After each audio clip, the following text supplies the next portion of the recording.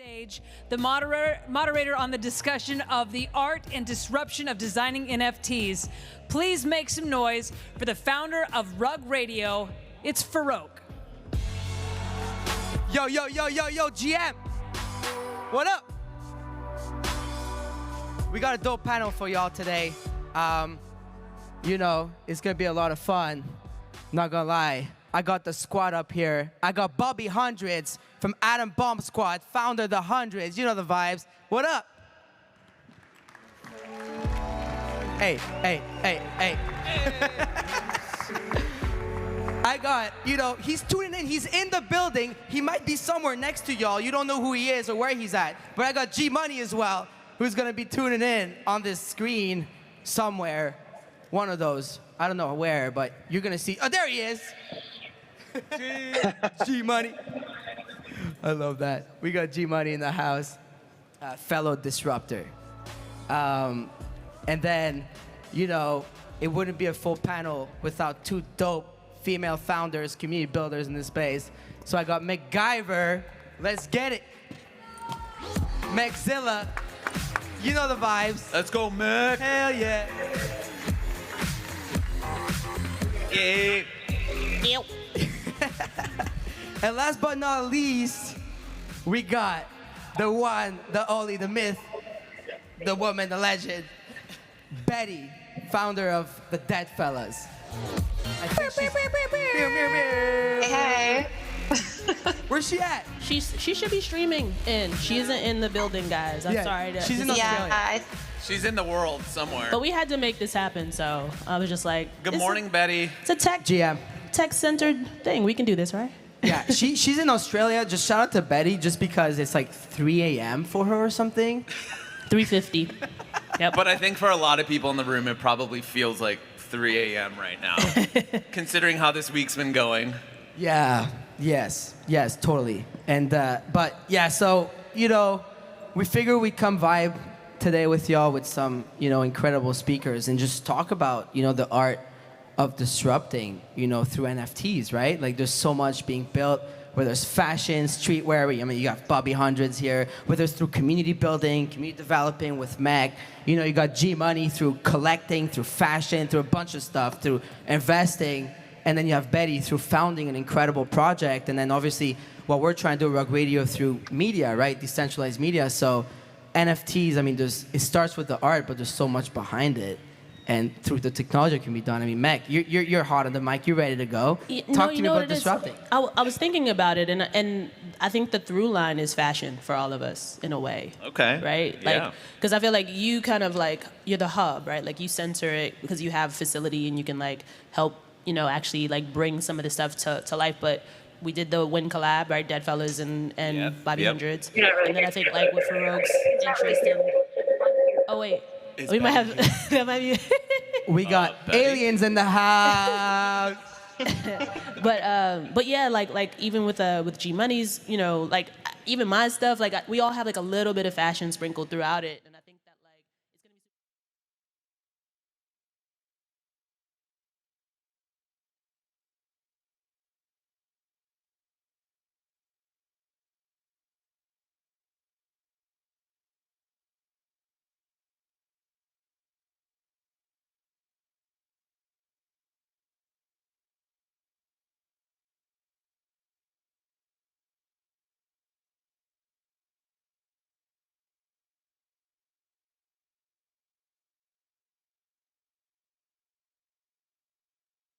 Exact same thing.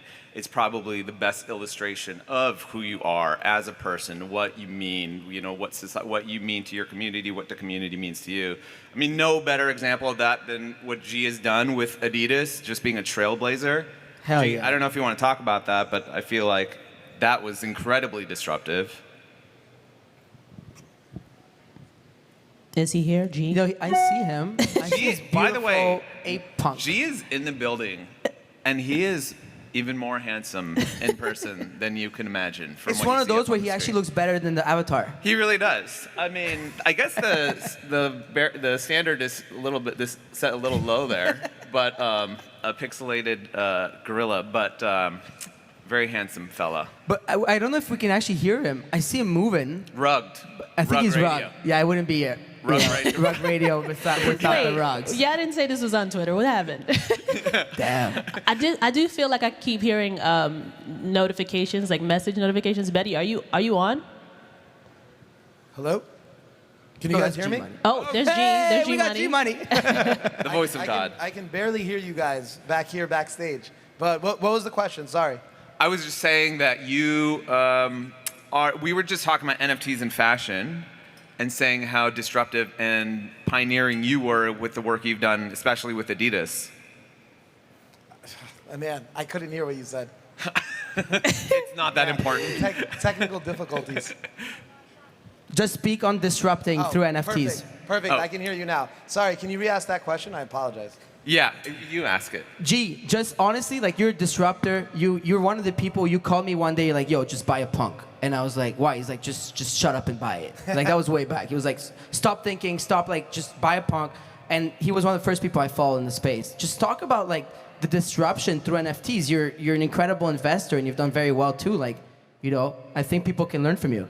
Yeah, no, I think it was, when you look at it, right, and what NFTs disrupted first, right, the art market made total sense, right, because everything in the real world is an NFT, but you're not going to bring everything on chain right away, right? So that's why, like, art made sense. You had these quote-unquote worthless JPEGs, right, as people being like, hey, there's provenance, we can trade these, like, there's value there, right?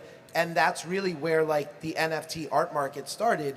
But then as you start looking at other industries, right, it's obviously going to take over other industries. And, from the little of the conversation I caught, like, at the start, like, to me, fashion makes total sense, right? Like, I know everybody on stage sees that, right? Like, Bobby, like, really, really dove headfirst into the space, like, really early on because he sees it as well, right? So, to me, it's like, it's finding, art is where it starts, but, like, it's going to start cascading into other industries as time goes on.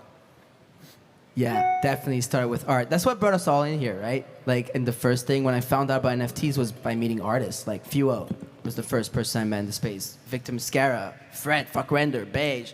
That was Clubhouse days. Hell yeah. I mean, that's how we met. It's funny. We met on Clubhouse stage, and now we're on the IRL stage. Yeah. That's wild. It just hit me. We're just gonna sit here and think about that for a second. Yeah, I'm like, let it sink in.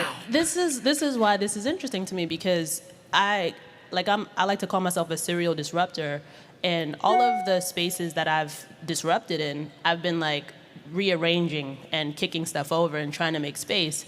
And here it's building as disruption, right? It's like setting a plan forward to execute the thing that you think should be done the way you want it to be done. And that's disruptive all of a sudden, right? Like, it's like the fact that I decided I want to onboard 10,000 non-white guys is a disruption, but it's just me building, right? I want you to talk more about that. Yeah. I think that just came from the friction that I experienced coming into this space, right? Like, so as somebody who comes from many years of design and production and advertising and crypto and fashion and all these things and music, I got here and I was like, huh?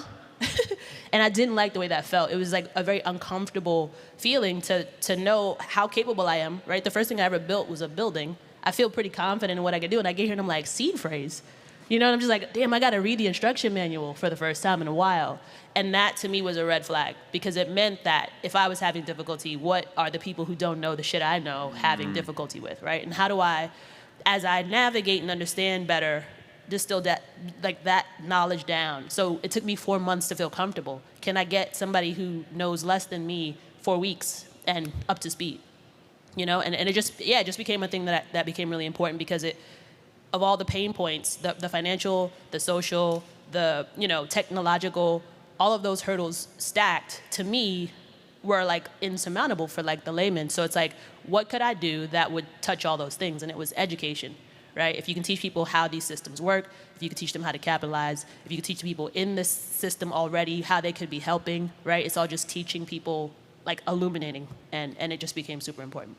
It reminds me of that quote: "Teach a man how to whatever, and then this and that." You don't something like that. Yeah, Something. that's saying. Yeah, but like teach a person. But that's exactly how it is. You teach people Yes. to fish, and you don't give them Yes. fish, right? Because Right. it's easy to feed people when you have like capital and treasuries and all that. But if you don't teach them how to be autonomous and do it themselves, what did they learn, really? They're not going to disrupt. I think education is disruption. Yeah. Like, that's the mission we have forward. I was going to say, I feel like first. this has always been your, this is your strength, really, Farouk, is like, and your role in the community has been to be the educator and the onboarder. I mean, you've taught me so much, you know, just in the And vice friendship. versa. But just you being in the ecosystem has been so incredibly helpful for all of us. I think it's really important to put education forth and like at the front, left, and center of everything in this space specifically, because we don't want to repeat the mistakes of the past. We love to talk about gatekeepers and Web 2 versus Web 3, but like that's just talk. Like, what's the actual action that goes behind it towards making a change? And it's educating everybody to be able to have access to what we have access to, right? And so you want to lower the barrier to entry. That's what you're talking about. It's like at first, like, oh, it's scary, it's big, it's like, but then when you get in, it's just a bunch of us just with cartoon PFPs chatting up and having a good time and actually wanting to disrupt and change and build. And, you know, we have a great builder in the house. Betty, can you hear us? Up there? Wait, hold Betty. on. She's been texting. She said the lag is bad. The So lag is really I bad. don't know. Can you hear me right now while I'm talking? Yes, we can. We can hear you. She's like 1 or 2 seconds behind. She's good. Yeah. Betty. Okay. So we'll pause. Just 1 or 2 beats. That's her email. I just love the fact that Betty woke up at 3 in the morning to do this. To be rugged. To be rugged beyond, like, like transcontinentally rugged. I feel so bad for you, Betty. Oh wait, she's texting. We're She getting said, a signal. "This is so fun. See, this is disruption, right? Like this Very is how you do disruptive. the thing." I was like, "Should we just call her?" All right. So it says, she says, "Can you tell them, for me, Deadfellas is counterculture. It is disruption at its core." She said, "I can't hear you at all." She said, "Perma rugged." Can you give the accent at least, like the Australian accent? No, I or wouldn't. what? I wouldn't pretend to be good at that. Nope. I know. I speak to Mel 12 hours a day, I think, and I still don't got it. Shout out, Mel. Shout out, Mel. Yeah, no, but I mean, the thing about Betty is, and then I'll speak a little bit just about Fellas. So I was spending time in Twitter Spaces, kind of like working through what I want to bring to the space, and I was a fan of Deadfellas for the longest time, but I was still in Web 2, and I couldn't figure out how I was gonna like spend $4,000 on this JPEG, right? And I was just like, this is so cool, but like, how do people do this? How do people like just spend this money? And then I started to get it, and I was like, all right, cool, I got one. And we would hang out in the BIPOC room, Ed, Brittany, Patrick. Shout out to them. Yeah, right? So this is like, you know, my little hangout. And then I would start to see Betty in the space. And we talked about it recently, and she was like, that was her favorite space, as she was sort of like getting into the community. And I think, you know, from the perspective of somebody who was a fan of that project, what I saw was the inclusivity that I didn't see in another project. There was not any other project that I felt like I should be a part of. I felt very seen in that collection of PFPs. And so, you know, like the idea that when she brought that project to the table, at the time, there was no other project that I saw that was like not gendered, right? And it wasn't about skin tone, and it wasn't about like, it was a vibe totally, right? And I think as a designer, I connected just on the art, and I was just like, this is so cool. Like I couldn't understand at first why I loved it. And the more I studied it, I was like, it's just super thoughtful. It's an execution of someone taking the time to think about how do we make sure that everybody feels seen. And that was what I connected with at the base level. And so at one point, Betty reached out and she was like, hey, would you be interested in leading innovation for the project? And it took me 10 minutes to respond, because I was just like, of course. That's too long. Of course. I couldn't. 10 whole minutes? You know what? That's like 10 hours in dude, NFT space. I was like this. I was like, delete, type, delete. And it, because it was, for me, it was like, I don't know why I didn't think of it first, right? Like you become, you know, enamored by a project and you really want to see it do well, but you don't think that you have the capacity to join in. It was the first project that I actually participated in. And I was just like, why didn't I think of that first? And so I was kind of like kicking myself, and I was like, of course, whatever you need, you know? And for me, it's just been amazing to watch her work, right? Like I'm still a fan. There's still stuff, like I'm not on every meeting, so like I'll turn around and be like, wait, how do I get this? I like did in the Discord, I didn't get the PO app, you know? And so it's just great to watch somebody who comes to the space with intention. And I think that's what I try to tell people when they come into the space is like, come to it with a problem that you want to solve. Don't think about your charity as 10% at the back end. Think about what's the thing that's been nagging you and your friends or people you care about that you could have impact on. Her messages. I love that the email notifications are signs from Betty that she agrees with what Mac is saying. But knowing Betty, I don't. Can you guys hear me now while I talk? Yes. Can you hear me? I'm like coming from the sky. I can barely hear you guys, but I'm just gonna jump in and talk. Do it. Because I don't. Oh, guys, look to the sky. I am here. I'm coming from Australia. GM. GM. It is a GM too. It's still dark. The birds are not awake yet here. So yeah, I believe in using NFT projects as a vehicle for social change, and I see that that is at the core of what everyone here on stage is also doing. And it's just a huge honor to be able to work with you guys in the space and otherwise. So yeah, I think that disruption is something that I have always been Rugged. Can you still hear me? Dot. Yeah, I'm. We got you. I got rugged. I think she's watching. So Oh, if you're watching, we're good, Betty. keep we're good. going. So, no, I'm sorry. I'm rugged. No, you're good. You're good. Take over. We can hear you. Okay, I'm this getting is strange like audio. I can hear someone else's phone call, so it's a bit confusing. I don't know what's going on. That's okay. So yeah, I think that disruption is something that I've always naturally kind of lent to because I've always wanted to have impact with things that I do professionally and otherwise. And I think that this is the most amazing space to be able to do that because of the nature of Web3. And the freedom that it provides. And, sometimes when I get feedback like, oh, you shouldn't be saying this, you shouldn't be saying that as a project founder, I just think, of course I should. Like, it's a red flag to me when others don't. I think that it is imperative for us to shape the future of what we're doing by being disruptive. We can't continue in the status quo because then nothing will change. Facts. I love Betty. Boom. Love you, Betty. I just love Betty. No, because like early on, when I remember finding out about the Thank Dead you. Fellas at the end of last year, around like 0.1-ish floor, and then I found out about Betty, and the fact, and its disruption, its own being a female founder in the space, trying to step up in the male-dominated, white male-dominated at some point, which is what you're trying to change, and a lot of people are changing. So the spectrum of the space is changing a lot right now, which is good. And wanting to step up and be in the early days, being, I'm gonna drop this project. We're gonna see through it, with her husband and their partners. I think it's really cool what the Dead Fellas, the Dead Fellas have built. Big fan here, of course. Definitely a Betty stan, and.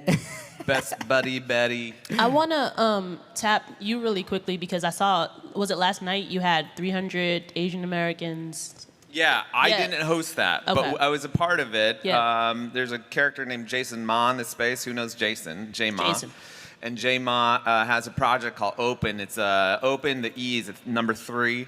And he's being really intentional about onboarding and empowering as many Asian and Asian American figures in the NFT space to work in unison.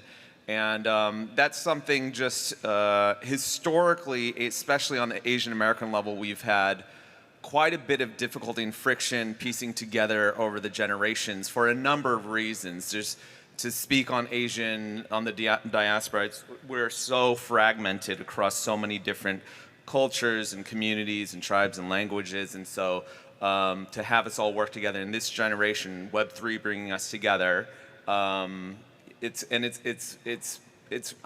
quite momentous, I think, for us on many socio-political levels as well.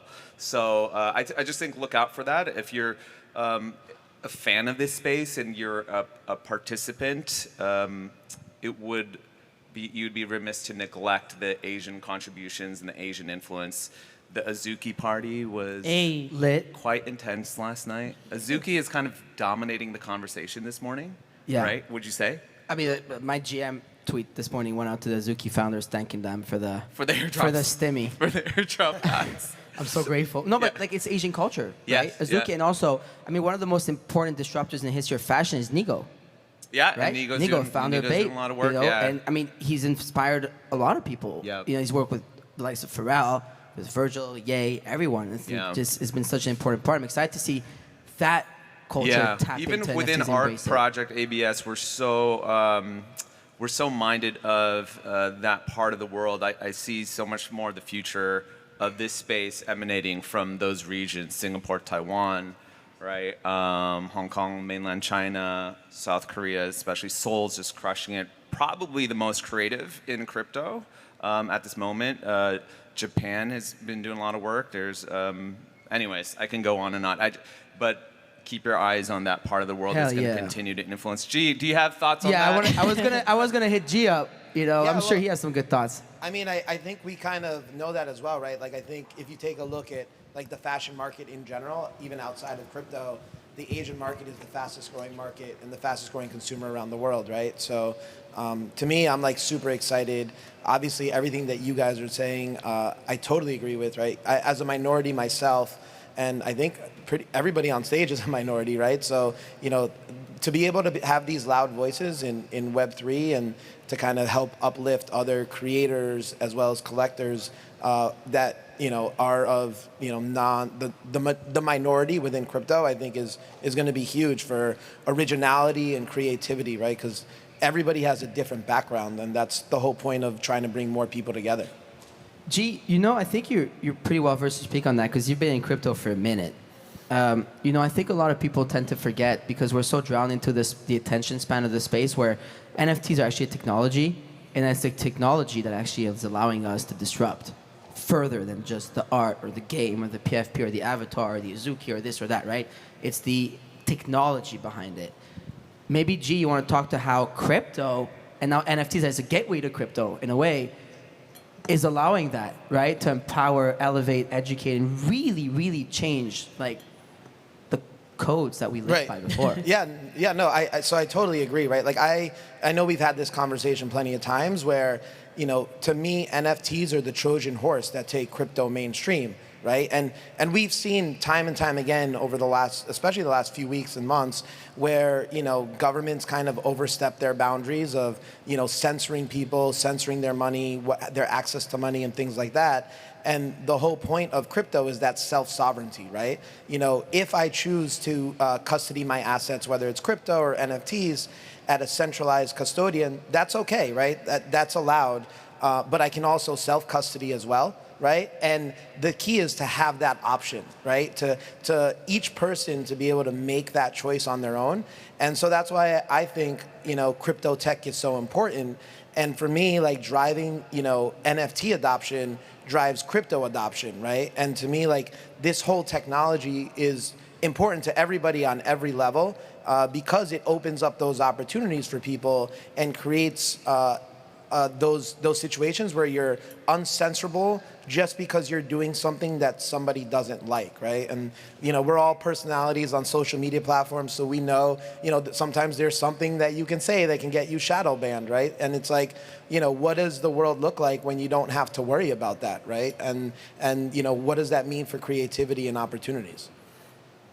Yeah, I wanted to chime in on like the technology and disruption, as well as like the intersection of that and community building, because I also am head of community for Steve Aoki, and I've seen like some really interesting things. Steve and Matt and the whole verse. I know, right? So they had the first Aoki verse exclusive event last night, and one of the things in the time that I've been on this team is he's global. He's a global artist, and so we now have we had to get a Chinese mod to translate because there was a Chinese pop star that tweeted about him, and all of these people came into the Discord, and we were like, we need to be able to communicate with them, right? So now we have I think 3 different languages. We have French, Vietnamese, and Chinese, and it's starting to grow as the population of the audience grows, right? And this is like another level of disruption. Like, what does it look like to be able to speak to many different people globally? And so I'm stoked to just see that in real time and realize that many people are going to start to have to accommodate that. And what are the tools that we have to now create to do, captions in multiple languages or translations within What Discord? are borders now? What are borders? Yeah. What are borders? There's no borders anymore. We can, and I love that you guys Betty's are doing that. here. Betty's here. There's no borders. Also, I want to start shows in Japanese, in Spanish, in every language to be able to educate them. There's no borders anymore. Yeah. It's pretty wild. Like, that's also why I think, like, even us, our generation, we don't fuck with war. Because, like, what? For what? For, like, you know what I mean? It's like you saw how people came forward. Largely inefficient. But to get to your point across. But I was going to say, I think the most disruptive piece about NFTs and Web3 from what we've seen, and I think this week is exemplary of this, is that it has bridged so many relationships, right? Longer tables, not taller fences. It's brought so many people together in a time when we're being ripped apart, divorced, polarized. And we found a common ground over the last year and a half, depending on when you jumped in, could have been the last few months, where we all have the same goals, right? Which is just the betterment and the empowerment, the equipping, the education of all of us. I think that's the most magical, the most important piece of it all, right? That's the most disruptive thing. You can't even have an Oscars these days without people picking a side immediately within 5 minutes over something that largely doesn't matter to most people in the world. If you don't display it on TV, it doesn't matter. Right? And so we have to signal and we have to call out where we stand. We have to plant a flag on almost everything. Chunky or smooth peanut butter. Peanut butter? You don't eat peanut butter? What about almond butter? Right? Peanut butter. But yeah. I guess it's not as healthy. It's not politically. My girlfriend's onto the almond butter stuff. I don't like it. But that's the beauty of this, and that's what brought us all together. And it's the biggest takeaway that everyone has been expressing this week as we move along, is everyone's like, it's so nice to have all these new friends. We've generated all these new relationships. There's great innovation, sparking creativity, right? I haven't experienced anything like that in my entire life. And we're only in year 1, year 2, maybe year 4, depending on when you came in. Last year was year 0 almost for what's been. Sure. I still think we're in year 0 if you look at what we're really building here over the next 100 years. So I love that. And Yeah. I think with that, those were some beautiful last words, because it looks like the clock is saying Right. 0, 0, 0, and I'm about to get carried out of stage here. But shout out to Bobby, shout out to Meg, shout out to G-Money, Betty, I'm Farouk, Rug Radio, shout out to y'all, and happy birthday to my mom. It's her birthday today, so I gotta give a shout out over here. You know the vibes. Let's go. Thank you, everyone. Keep disrupting.